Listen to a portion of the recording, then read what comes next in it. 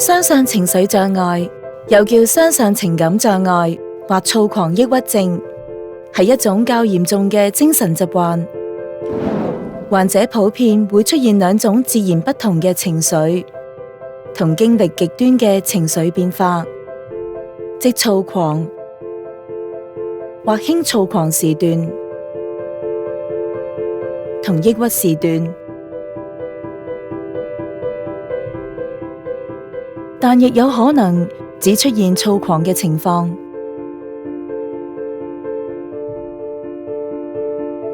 或喺同一時段經歷抑鬱同躁狂，或輕躁狂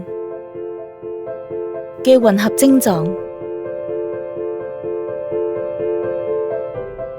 患者亦有情緒穩定嘅時候。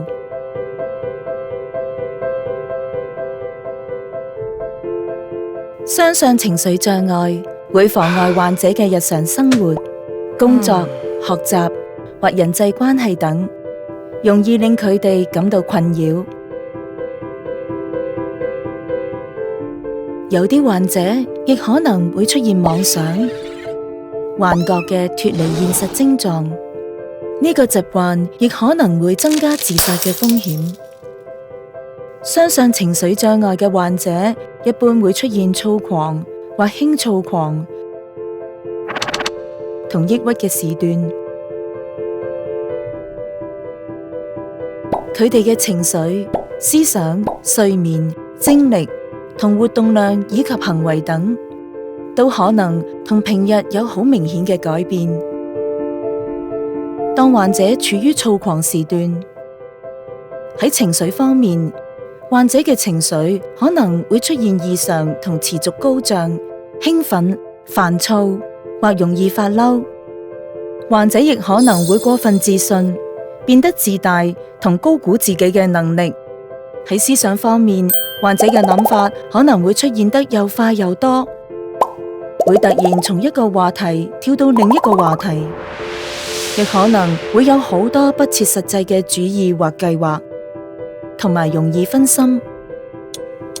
喺生理方面，患者嘅睡眠需要可能會減少，但唔覺得攰，亦可能會變得精力充沛，不斷進行活動，好似停唔到落嚟咁。喺行為方面，患者嘅說話速度可能會增快，講嘢比平日多，甚至滔滔不絕。亦都可能會做出冒險或罔顧後果嘅行為，例如超速駕駛、輕率投資或揮霍金錢。當患者處於重度抑鬱時段，喺情緒方面，患者可能會持續情緒低落、煩躁、容易發嬲，對事物或活動失去樂趣或興趣。喺思想方面，患者可能會變得悲觀同負面，認為自己冇用或過度內疚，思考能力同專注力降低，或猶豫不決，甚至反覆出現死亡或自殺嘅諗法。喺生理方面，患者可能會失眠或嗜睡，持續覺得好攰、冇精神。食慾同體重有明顯改變。喺行為方面，患者嘅行動可能會變得急躁或遲緩。若果你出現類似情況，請及早尋求醫生或臨床心理學家嘅專業評估同治療。點樣治療雙相情緒障礙？藥物治療對雙相情緒障礙非常重要，可以有效舒緩患者嘅症狀同控制病情。心理治療一般同藥物治療一齊使用，包括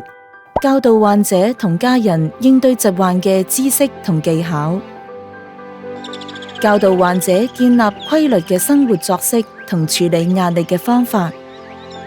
去預防復發、控制病情同改善佢嘅生活質素。如果想協助患者，家人同朋友可以鼓勵或陪同患者求醫同埋接受治療，多啲聆聽同關懷佢，避免責備患者喺病發時嘅行為同埋所帶嚟嘅後果，體諒同支持佢，留意佢嘅情緒變化，盡早識別躁狂或抑鬱來臨嘅警號。親友嘅支持同鼓勵可以令患者更有信心同更積極咁去處理呢個疾患。